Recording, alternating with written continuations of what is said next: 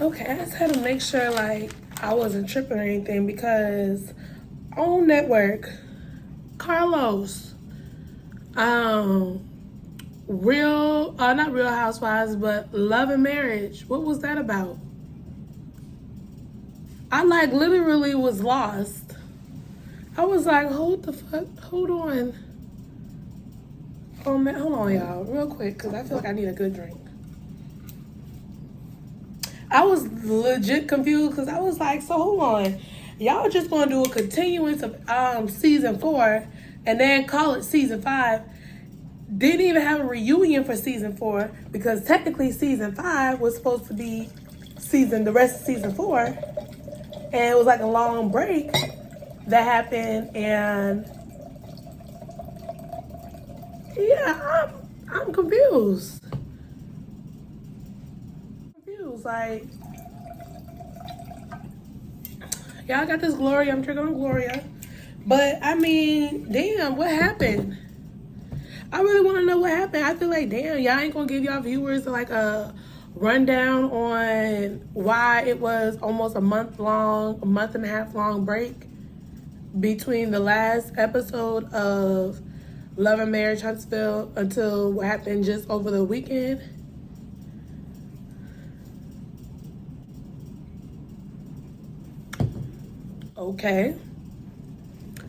Okay, but yeah, what's up, y'all? I will be doing Love and Marriage Huntsville. They're saying this is season 5, but really this is a continuance of season 4, the last episode of season 4. It kind of made me think of on WeTV when they have oh Lord, what's the name of that damn show? Growing Up Hip Hop.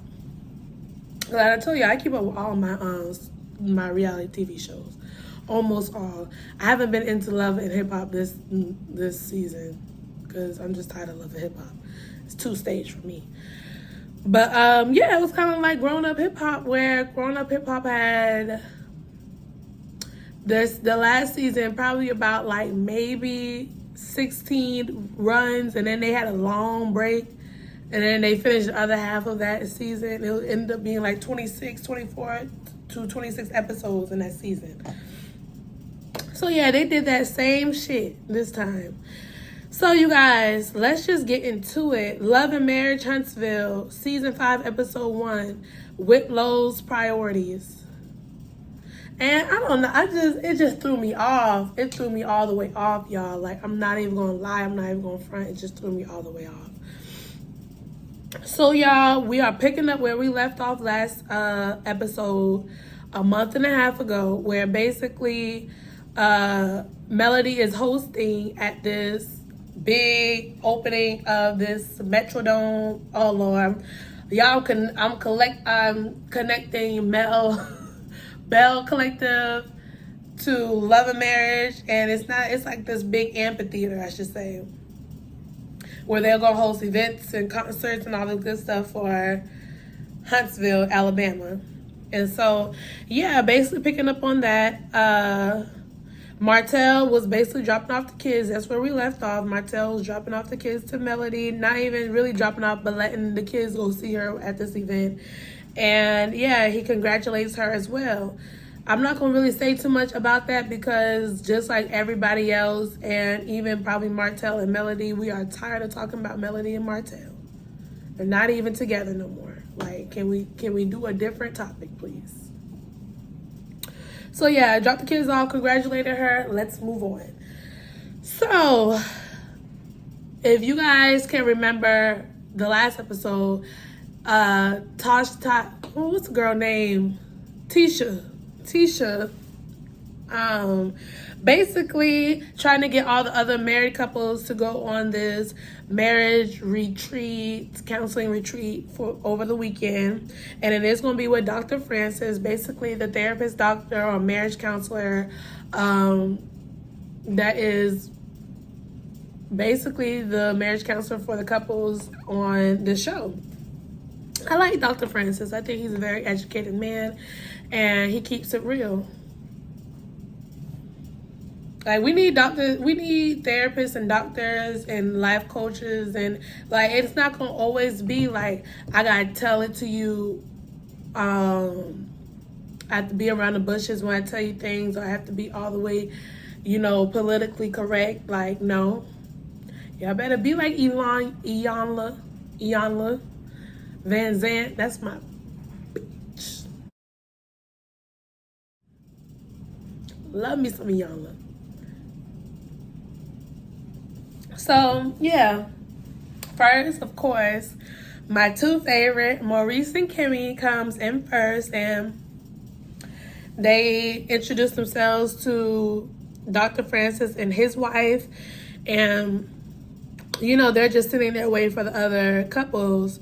The Whitlows, Lord, what's that man's name? Louis and Tiffany Whitlow. They came in next, and as soon as they came in, Tiffany kind of snuck off to finish some work stuff, and Dr. Francis kind of noted that immediately as like, ooh, that may be an issue, because even during this marriage retreat where you're supposed to be just focused on your marriage, here you are, the first thing you're doing is put your priority into your job. So, and then Marceau, you guys, I'm going to take a minute with these names because I literally have a whole bunch of cast member names from different shows in my head. So I want to say the right person who I'm talking about. So, Marceau and Tisha, they ended up getting to the place, I guess the house where the retreat is, late. And in the midst of them being on their way there, Tisha found out that she lost a classmate of hers, which is very unfortunate. I'm sorry. Being a critical watcher of reality TV, you always kind of do want to look out for things like, okay, is this something that they're making up? Is this something that they're doing just to like relieve any type of spotlight on them? Like, what is really going on?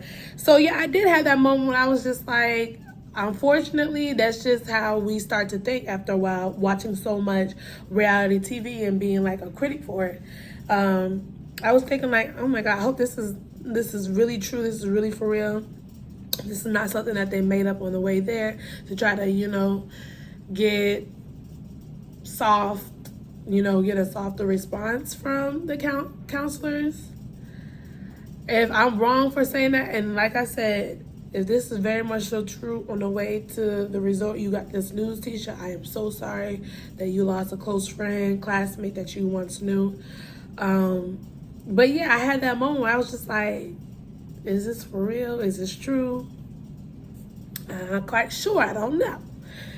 So, so off bat, Dr. Francis got in Tiffany's behind, and he did it in the most, professional way possible, but he was basically saying like, where are you going to place your priority at this weekend and even in the future of your marriage? Because right now you're telling me that work is your priority. What about your husband? What about your family? What about, and it really is about what about your husband, because you done lived a life where your previous life, you done had kids, you done got married before, you done raised these kids, and I get it, you want another child, which we're going to get into later on. But it's like you just got remarried. Both of y'all are an older couple. Why can't y'all just focus on the betterment of being in a healthy marriage with somebody? Really focus on your spouse. Like, y'all ain't no way y'all get married just because. Like, really focus on your spouse. Really focus on your growth and being a great spouse, a great partner. Like, yeah, it honestly, y'all are still too fresh in. Y'all haven't even hit y'all 5-year mark yet. So it should still be very much so about the marriage. And, I get it. If you work in a corporate world, it gets a little bit strenuous. It gets a little bit demanding. But it's all about getting that good balance in. Tiffany, I hope you ain't got no work husband. I hope you ain't sleep with nobody at that job. That's why you there wee hours of the night and early in the morning, because that's what it was giving me for a second. Like, but especially for a woman, you wouldn't really like expect that too much of a woman, because in regards to counseling for the betterment of a relationship, usually we are the ones that's like, I want to be fully committed, I want to be in it and everything. So yeah, it was really Lewis that was kind of showing some type of commitment. So moving on. So okay, she thought good friend Martell went to go pick up his mom, and they both went to go pick up the kids on their last day of school. And in the midst of this car ride conversation, they talk about Mel's relationship with Martell and how he's just basically trying to make things better. He's not really trying to be an enemy of Melody no more, and he's just going with the flow of whatever she feels like. And then they talk about the relationship between Mel and Martell's mom. And Martell's mom is just basically like, listen, there's no relationship. She said that I said things, I ain't had nothing to say, and that's just basically that. So that was the midst of that conversation. Like, listen, I get so sick and tired of talking about Melody and Martell and figuring out what the hell they got going on. I'm really I'm ready to see them start dating other people, and maybe that'll just take the focus off of the next person. But goodness gracious.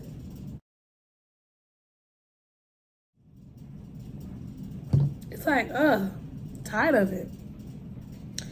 So yeah, back to the couples retreat. Dr. Francis, basically after that conversation, Tisha and Marcel did come. They took a breather and they did an exercise. Yeah, they did an exercise, and with this guys, basically like you gotta tie your feet up with your partner, and the whole point of it is to be as one as you are connected, because there is a time where you guys are going to have to be what Marcel say, lockstep together. Like basically y'all gonna have to be on the same page, but you are also your own individual person as well. So while you are working with this person or in relations with this person, trying to make things work with this person, don't also forget that you have this other leg that is solely the identity of you that you can't lose either. It's going to be imbalanced. I thought it was a cool exercise. I felt like each couple had a very different response, and it was interesting to see more so than anything Kimmy and Maurice. I thought that they would have like a good, nice steadfast, do good with this challenge, but they even had some challenges with this challenge.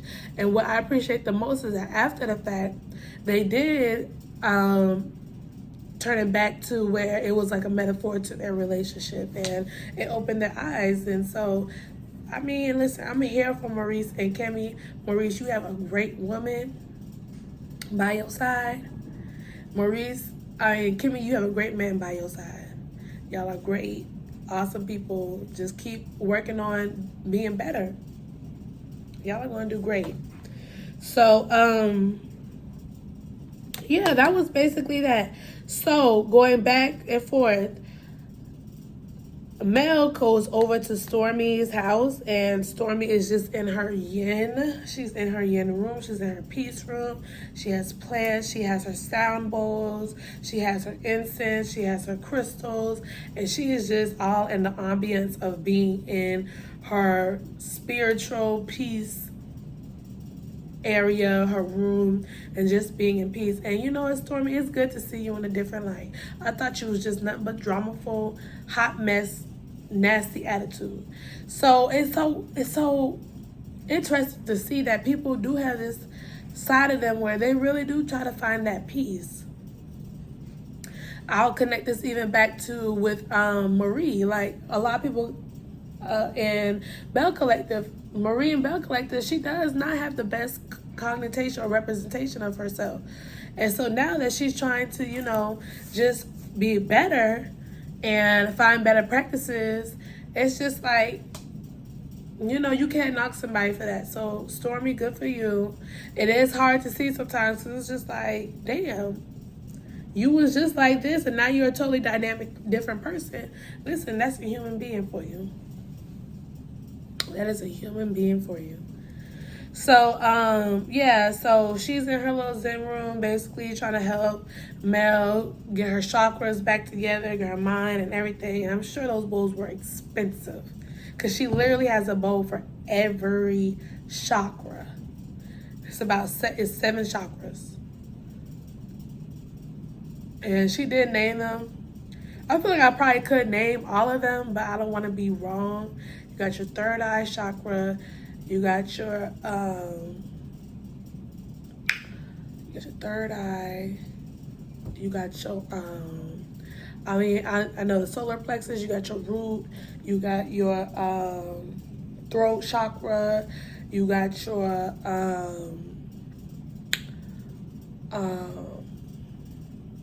I said root. I said throat. Yeah, I can't think of it all. That's something that honestly is very interesting to me, and I would like to get into too. Girl, I would like a room just like yours, Stephanie Stormy, where you got nothing but plants and crystals, and I got like a little something right over here, but it ain't really that big, but I think it's pretty awesome. Good for you, Stormy.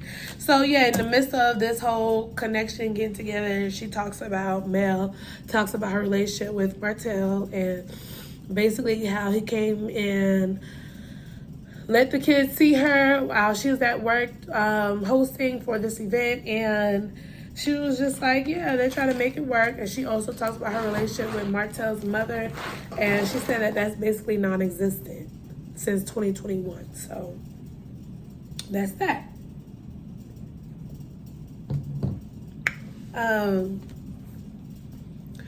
Going back to the couples retreat, now they're having dinner with Dr. Francis, and at this dinner the focus was really, it turned to being on the Whitlows, and basically, Dr. Francis begins to understand the dynamic of them two and some past histories of Tiffany as well as Lewis, and finding out that no, y'all don't got it all together.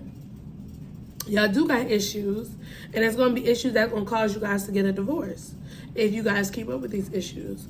And they're in full denial. They're basically like, listen, they basically saying they were disagreeing with some of his methods, Dr. Francis' methods, and also questioning him and questioning everybody else.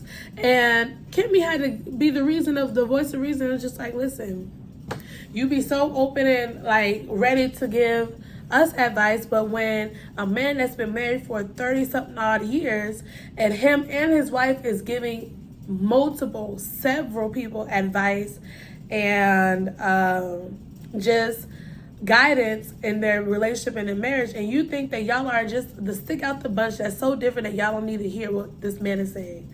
Not saying that you have to take everything into consideration, but you probably should hear what he has to say, because there's probably some truth behind his discovery of just knowing you guys for that little bit of time. I'm pretty much sure y'all are not the first people or couple that have this same type of dynamic within themselves that this man has came across. So yeah, Kimmy is right. Don't get beside yourself. You may need to hear it too. You need to very much so humble yourself, because y'all going to think that y'all way is the best way, and clearly no. Lewis literally do look like he's just content with and fine with being whatever the fuck that he does. He's literally, I'm tired of them too. I hope they don't come back next season, because Lewis is like a slob of doing nothing, and Tiffany look like she runs everything. And that's the complex of y'all relationship, and that's the complex of y'all relationship, whatever. But it's just kind of like, are y'all both really happy in this shit, or y'all just saying this? So yeah, it was just, it caught me off guard that, this episode did come out over the weekend, but you know what, forget it. Apparently it's a new season. Y'all better have enough episodes on this new season. Don't give us no weak ass 9 episodes. Y'all better give us 15, 16 episodes just to even out with season 1. Because I don't know why it took y'all so long to drop this episode. I'm sure y'all been filmed it. I don't know if it was like a law thing or whatever. But yeah, that threw me off. And now it's like I gotta catch back on to what had happened, and it's just like that was done a month and a half ago. I was starting to think like, dang, they may not be coming back out, because we thought that there was some into it, and I guess they're now giving us the second half of it. So you guys, that was my review for Love and Marriage Huntsville. I hope you guys did enjoy. I guess we're gonna be doing a whole new season together. I hope they got a reunion this time. So you guys, yeah, y'all be good. Bye.